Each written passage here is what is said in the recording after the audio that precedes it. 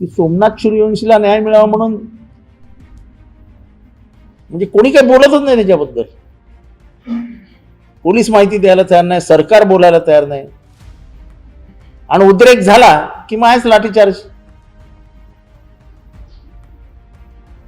म्हणजे संविधान जपायचं, त्या संविधान जपायला गेलेल्यांचा मृत्यू खून झाल्यानंतर तू बघत बस, आणि हा खून आहे, इट्स अ इन्स्टिट्यूशनल मर्डर. तो काही श्वासोश्वासाचा त्रास होऊन वगैरे मेलेला नाही. तो कसा मेला हे पोलिसांनी सांगण्याची पण गरज नाही, कारण का त्या पोस्टमॉर्टम मध्ये स्पष्ट दिसतंय की shock due to multiple injuries लिहिलेला आहे.